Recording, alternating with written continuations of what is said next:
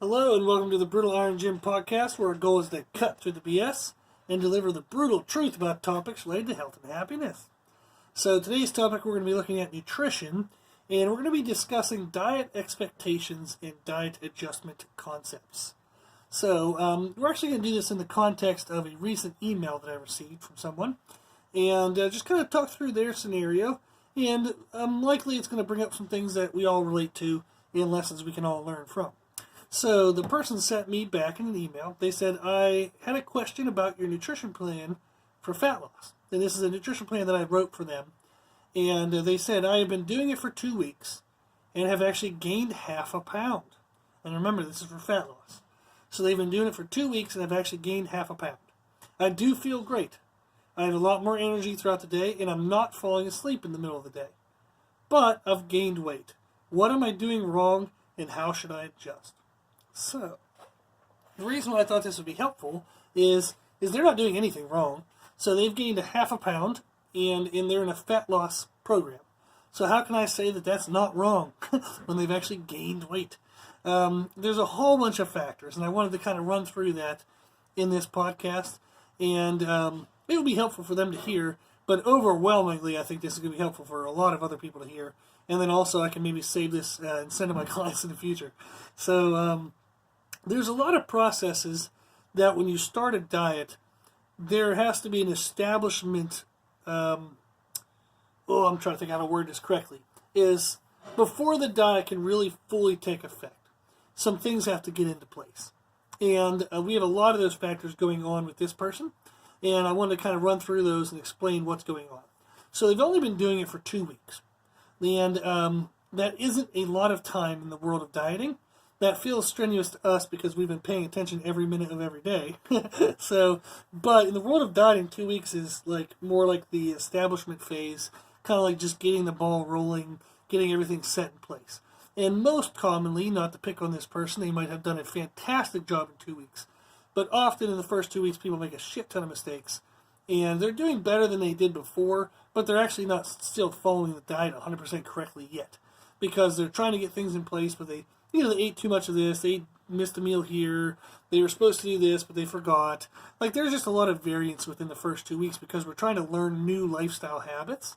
So very, very, very, very rarely will somebody just pick up a new diet, follow it perfectly, especially within the first 1 or 2 weeks. So we have to recognize that we can't judge a plan if we haven't been following the plan. So if they've been quote-unquote following it for 2 weeks, but they haven't really been following it well, you don't know what that plan is going to do yet. So you don't want to make adjustments, you don't want to make changes. So we've talked about it in past podcasts that if you have an adherence level of around 90%, so you're getting 9 out of 10 things right. So let's look at meals. Say we're supposed to have 5 meals a day. There's 7 days in a week, so we have 35 meals per week. And I've typically told people this, that if you get about 30 to 32 right, 32 out of 35 meals right is spot on, the best you need to hope for. That's best case scenario. And that's about 90%. If you get 30 out of 35 right, you'll make pretty good progress, but there might have been a little more progress that was possible. If you get less than 30 right, like 29 or 28 or less, usually 28 out of 35, you're going to stand still. Less than 28, you're actually going to go backwards. So when I say you're following a diet, I mean you're getting 32 out of 35 meals right. So that accounts for 3 mistakes or 3 kind of where we know we made the wrong choice throughout the week. So that's about a 90% adherence. So if we look at that and we say, oh, I'm following the diet, but it's not working. Well, if you are not following it 90%, you're not actually following it. You're following a variation of it, but you're not following it. So you can't judge a diet unless you're following 90% of it correctly, okay? So that's the first thing we need to look at, is be realistic of what our expectations are. If you're only following it some, but if you were to count up your mistakes per week, and you're more than 3 mistakes per week, then you're not actually following the diet is not the problem, you need to adhere better to the diet rules. If you cannot adhere to the diet rules, then yes, the diet needs changed, but not because the diet didn't work, but because it didn't fit what you could handle at the moment. Okay, or your lifestyle at the moment, or anything like that. So you don't have to feel offended if you have to change the diet, but you want to make sure that you're aware of the truth. it wasn't that the diet didn't work. It's that you couldn't match your lifestyle to that diet. So you need to change the diet to find a better matching lifestyle one. So that's a good thing to learn. So that way we don't start getting into like, oh, diets never work for me. Bullshit. So diets are diets. Science is science. Okay? So you just have to find the way to manipulate the things to best fit your lifestyle. So you can get 90% adherence. Okay? So the next thing we kind of want to look at there is what's the effects they're getting. They say they feel great, they have a lot more energy, and they're not falling asleep midday. So they're getting huge helps right away in mood and energy and how they feel, just quality of life. So that's really important for us to know, because that means that whatever change they've made so far, it's a change in a positive direction. So we don't want to just immediately start undoing things because we are getting positive benefits. They're starting to feel better. If you start freaking out about that half a pound, and we'll explain what that represents here in a second. But if you start freaking out and taking food back away, bye-bye to that feeling good. Bye-bye to that daily energy. So you have to make sure you don't jump the gun on things. So I want to kind of go through a list here. So number one, the first thing I want to look at is go listen to podcast number 5. So way back when, podcast number 5, titled Weight Loss is Not Linear. In that podcast, we explain why you can't judge fat loss based on just step-by-step, moment-by-moment on a scale. So there are variances every single day in how much we weigh due to a ton of things outside of our control. So right now in South Carolina, which is where I live, we're going through kind of these goofy heat days where like one day it'll be cold, one day it's like hot as hell and humid, the next day it's back to being cold. So humidity and just kind of our environmental factors will change how much we weigh. Some days we sweat out more water, some days we don't. Some days we sweat a ton of water out because we were outside, running around in the yard. So the next day we supercompensate and we feel like a water balloon because our body just kind of wasn't ready for that. So there's a lot of changes there. We also have changes in our diet. If we have more sodium or less sodium one day compared to the next, that can change things, even of healthy foods. So maybe one day instead of a healthy sandwich, you had a healthy soup. But maybe the soup had a lot of sodium in it. So that's going to cause you to hold more water the rest of that day and maybe even to the next morning. So we can also have digestive issues. So maybe you ate dairy and you don't digest dairy well. So therefore you have a little more bloat, you have a little more water retention. So the next day you might wake up a little bit heavier. There's a whole bunch of variances as well. So if I had a big workout day, so maybe I did legs and I kind of beat the tissues up and kind of damaged them a lot, we're going to have more water retention during the healing process from that workout, so therefore you might weigh a little bit more the next day. Your pants might feel a little more snug. It isn't that you got fat, it's that you have more water retention in your legs, and that's what changes the weight and the shape and the feel of the legs. So weight loss is not linear, and in podcast number 5, we discussed that there's a reasonable variance of about 2% per day. So if I weighed 100 pounds, then my weight can vary anywhere between 98 pounds to 102 pounds every single day. And that doesn't mean I've gained fat or lost fat. It's just a manipulation of water weight and maybe a smidge of weight gain or a smidge of fat loss. But that stuff happens in such small increments. Like it happens so slowly that we can't gain like a pound of fat in one day. So if you've ever stepped on a scale from one day to the next and you're a pound heavier, you didn't gain a pound of fat. That's not even really possible. So you just gained water weight plus maybe a little bit of fat if you had a really big meal. So, but that's what we want to think of, is a 2% change per day is very reasonable. So that's why often I tell people to weigh themselves twice a week. So I'm saying Mondays and Thursdays. And we've gone through in those podcasts why those days are. Okay. So, but real quickly, Thursday is usually after very consecutive days, Monday, Tuesday, Wednesday being very good diet. So it represents kind of the best case scenario morning. Then Monday morning represents the worst case scenario morning because we're coming off of a Friday evening where we probably went off plan, Saturday and Sunday where we probably went off plan. So what we weigh on Monday would be almost like what was the impact of the weekend. Now you would weigh yourself and you would measure that over a course of weeks. You would compare, say, 4 weeks worth of data and see what is the trend that is happening. So that's almost the minimal length that we would ever analyze a diet at, is in 4-week blocks. So she's only been doing the diet for 2 weeks. Means it's not long enough for us to see a trend yet. She may have just weighed in on a day where she had a higher amount of sodium compared to the last day. Maybe if she's a mom, but this person is a mom, by the way, Maybe they kind of missed a meal yesterday in the middle of the day because they had kind of a kid event. So they came home at night and they ate their supper, but their body's kind of angry because it missed that meal. So it's going to have more water retention due to stress and cortisol levels. So who knows what that half pound is? That half pound might be gone the very next day if they were to weigh in again. So half a pound is well within the 2% variance of their body weight. They do not weigh 50 pounds. So they have to understand that that's going to be just variable. So we need to see a longer streak of more than just 2 weeks. So 4 weeks is a minimal amount that I would say you need to give a diet. Okay? And you need to see what is the trending factor over 4 weeks. So maybe in the first 2 weeks my weight went up a half a pound, but maybe the next 2 weeks it dropped 1.5 pounds because now everything's kind of in motion. So you don't know yet in 2 weeks what is happening. So there doesn't need to be an adjustment made yet. Okay? So that's what we talk about in podcast number 5, is weight loss is not linear. The concept that weight change happens up and downs every day.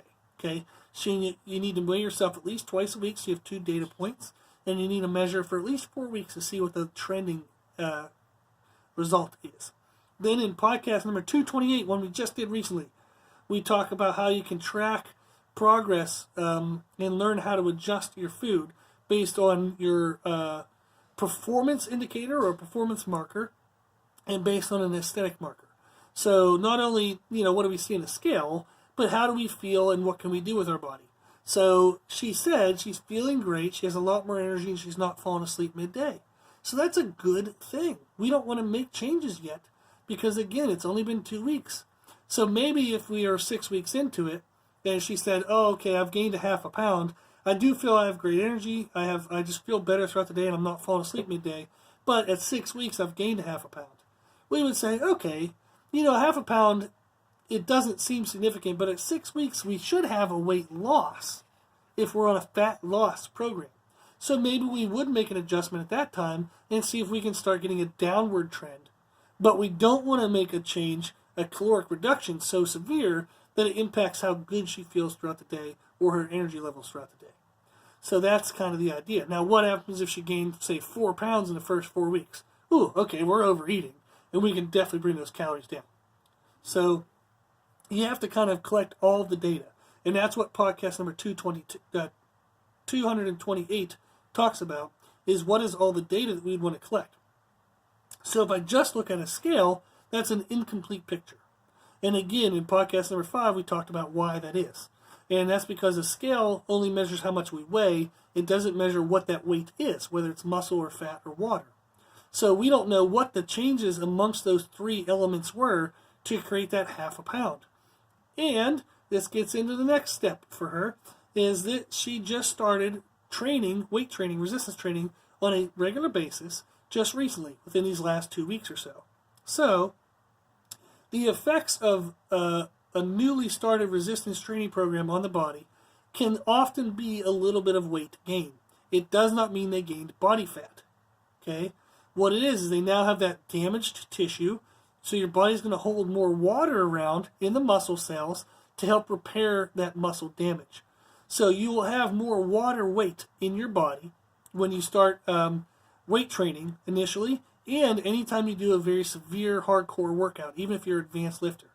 So anytime your body is under severe muscular damage, it'll have a higher amount of water retention. Then also there's a respiratory kind of effect from lifting weights, is if we're newer to resistance training, okay, and we start doing that, and we have carbohydrates in our diet, what's going to start to happen is your body is going to want to start to store more energy in the muscles to react to the new stimulus of training placed upon it. That new storage of carbohydrates, that new energy, is going to come in the form of carbohydrates, water, and sodium. So it's called glycogen. It's kind of like putting a gas tank in the muscle belly. So rather than us having kind of generalized energy sources, our body wants to create energy sources localized to the muscles we use most. When it does that, it will pull in water weight, carbohydrates in the form of glucose, and sodium to kind of hold all that in the muscle. So that means that sometimes our body weight will go up a little bit because we have that newfound energy source in the muscles which comes with it a little bit more of a water retention. It doesn't mean that you look bad. Actually, what it does, it plumps up your muscles. It actually makes your muscles look fuller and rounder, so it actually makes you look good. So it's not a bad water weight. It's not water weight we'd want to get rid of. So if you say, oh, I don't want that to happen, I'm just going to avoid all carbohydrates. Yeah, I wouldn't do that, because you're not going to have muscles full. The muscles are going to be emptied out, kind of flat looking, and you won't actually look as good. So people who take on ketogenic or no carb style diets, they often initially look ridiculously flat, very emaciated, and they don't look full, rounded, pretty muscles. They kind of look like worn out, kind of dead to the world. So that's not a negative type of water retention. That's a good type of water retention for aesthetics. So anytime you're new to lifting weights, you can expect a little bit of a weight gain effect. And a half a pound is well within that effect, like what you would expect, due to the water retention from the muscular damage, and then the water retention due to the muscles wanting to hold energy within their cells. Okay? So we have to recognize that anytime I add resistance training to a diet, I have potential to gain body weight due to that resistance training. It is not body fat. You do not get fat. Okay? So we hear that too often in the nutrition and training world. Like, oh, when I lift weights, I get fat. No, you don't. When you overeat, you get fat. So just don't overeat, and you'll be fine. Okay? So that's what we need to recognize is all of the above. So she's only been doing it for 2 weeks. That's too short of a time frame for her to start being analytical of whether to change things. She needs to give it a 4-week phase. So that way she knows she has enough time into the diet to see what the full effects are. And part of that process, part of that reasoning is our body, it needs time often to adjust its metabolism to the diet structure. So you may have been going into the diet, and this is very common for females especially, but true of males too, is they might have been going from a fat loss or weight loss diet that they were doing before. It didn't seem to work. There was always yo-yoing up and down, and now all of a sudden they're taking on this new plan. Well, the previous plan might have actually resulted in you under-eating. So you had worn out your metabolism, and you got your body so kind of like beat up and worn down that it was kind of like if you think of a fire, a campfire, it was a dwindling, barely lit fire that was all smoke and no flame. So the body was just kind of worn out. And that's what she was saying about she used to not feel very good. She used to not have good daily energy, and she used to be very sleepy throughout the day. That was a worn out, low fire. Okay? So what we did was we might end up in a healthy diet getting the person to eat more volume of food. So they're going to actually take on more food, and what that does, it helps actually boost up their metabolism. So the effect that it would have would almost be similar to trying to put wood on a fire. When you want to build a fire up, you put wood on the fire. As soon as you place the log on the fire, it does not mean that the fire blows up and starts getting bigger. What you have to wait for is that wood to catch on fire.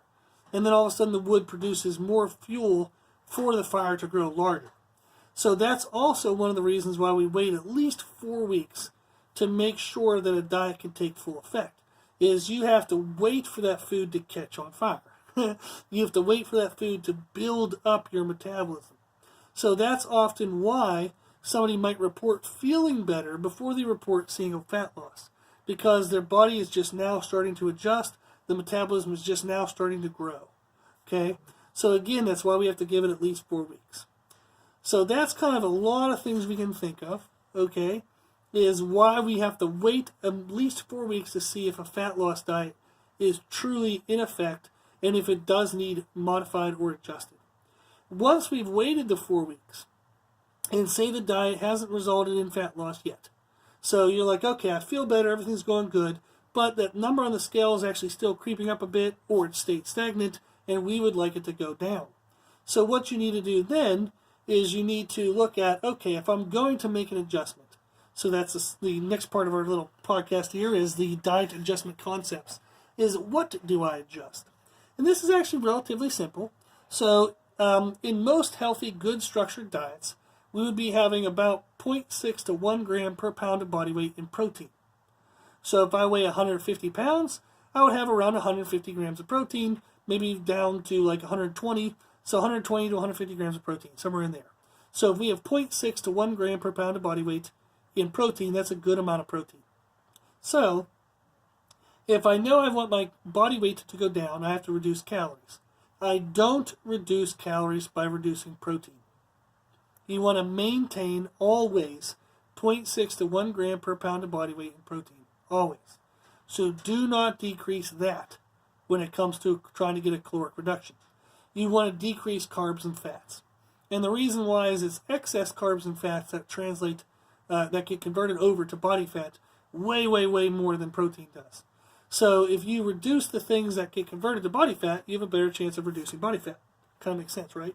So we want to reduce carbs and fats, not protein. Now, where do we take those carbs and fats away from? We want to take them kind of evenly throughout the day. So I don't want to just reduce one total meal down to nothing. So I want to kind of do a more even reduction. And if we can, we want to reduce mostly from the times we're inactive. So if I look at my day and I have like a bell curve of activity, I want my calories to match that bell curve, where I have a little bit less in the morning, a little bit more midday, a little bit less in the evenings. So I can maybe, through my caloric reductions, take a little bit more away in the evenings. That way I know, okay, since I'm less active in the evening, I do need less calories. Let me take the calories away from there. You do not want to take calories away from your most active time, because you're just going to kill your energy, you're going to kill that fire. So we said that metabolism is building a campfire. Don't kill the campfire, okay? That campfire is burning off your body fat. You want to grow that fire as much as you can. Now, if you don't need the fire anymore for that day because you're about to go to bed, then take the calories away from then. So just like we would stop putting wood on the fire at the end of the day so the fire will die down and we can go to bed without, the neighborhood catching on fire, we want to stop putting food in our body towards the end of the day. Same concept, okay? So that's what we would do. If we do want to make caloric reductions, we reduce carbs and fats, not protein, and you reduce the calories from your most inactive times of the day, or try to have a relatively evenly spread reduction throughout the day. Try not to make the reduction in your busiest time, okay? Do not take calories away from your busiest time of the day. Cool. So hopefully this helped that person. Hopefully this will help other people who are having that struggle. Okay, so they just started a nutrition plan. They've been doing it for 2 weeks. They've actually gained a half a pound, but they feel great. What should they do? Well, if you've only been doing it for 2 weeks, make sure you've actually been doing it well, or have you been doing it at least 90% correct. If you have not, then you can't overanalyze these first 2 week results because you don't know what the actual diet will do. You're only seeing the results of you following part of the diet. Then, if you've gained a half a pound, recognize that in the first only 2 weeks, that's not long enough to see the full effect of the diet. You haven't built that fire yet, and that half a pound is still well within that 2% variance that we have of everyday weight. So you don't know that half a pound might be gone tomorrow if you were to weigh yourself again. Okay? And the fact you feel great, you have a lot more energy, and you're not falling asleep in the middle of the day, that's a good thing. That means you're making a positive change in your life. So just enjoy those positives, be more patient, and let that diet take full effect yet. Okay? So listen to podcast number 5, which discusses why weight loss is not linear. It tells you a lot more information, helpful information about a scale, okay, and how to use scales healthy mentally and emotionally as well as physically. And then listen to podcast number 228, which talks about how to know whether you're tracking the right things to see if you're getting the right progress, okay, in your diet. So hopefully that's helpful. Put all that stuff into effect.